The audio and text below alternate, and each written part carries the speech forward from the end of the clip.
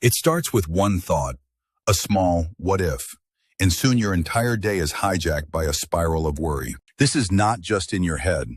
Research shows chronic worry can physically shrink your hippocampus, the brain's center for memory and emotional control.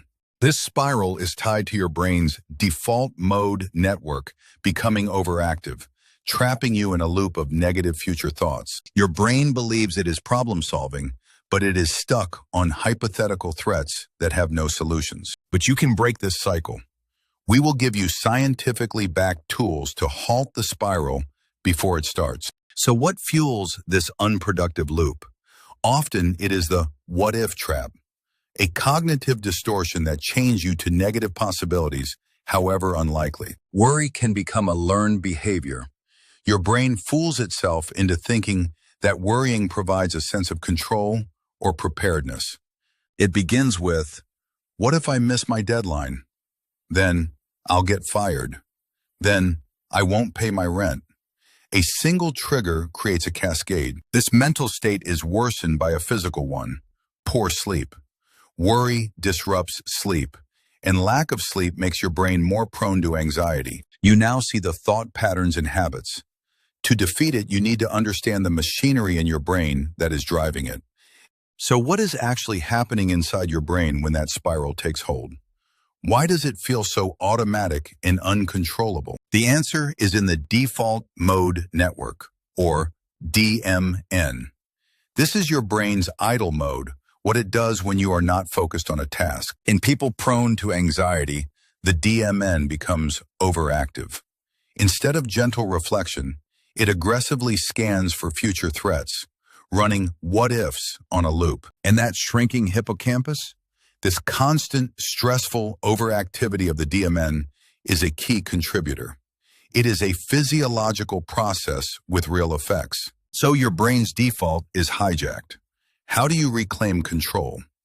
The method is not to fight the brain, but to give it a different job to do. First, for immediate relief, the 5, 4, 3, 2, 1 grounding technique. Name 5 things you see, 4 you touch, 3 you hear, 2 you smell, 1 you taste. This pulls your brain into the present. Second, behavioral activation. Worry thrives on inaction. Get up and do anything. Dishes, a short walk, play a song. Action interrupts the cognitive loop. Third, a burst of physical exercise. Even 60 seconds of jumping jacks can release endorphins and divert mental resources away from the worry spiral. These are your emergency brakes. But to prevent the spiral long-term, you need to change your relationship with worry. This is where it gets counterintuitive. Everything in you screams to get the thought out of your head. But what if suppressing your worries is the very thing that gives them power? It is called ironic process theory. The more you try not to think of something, the more your brain scans for it. Don't worry is like, don't think of a pink elephant. The alternative is mindful acceptance. You notice the worried thought without judgment. Ah, there is the deadline worry again. Like noticing a cloud. This removes its power. Take it a step further with opposite action. If worry tells you to isolate, speak to someone. If it says to avoid a task, work on it for 5 minutes. Defy the worry's command. But the most potent strategy of all feels like the strangest one. What if instead of avoiding worry, you scheduled an appointment with it? This is scheduled worry time. Set aside 15 minutes daily, say at 5 p.m., to do nothing but worry. When a worry appears at 10 a.m., you tell it, I will deal with you at 5. Now let's combine this with another tool to make that 15 minutes incredibly productive. The worry decision tree. During your worry time, you take a what if and put it through a simple filter.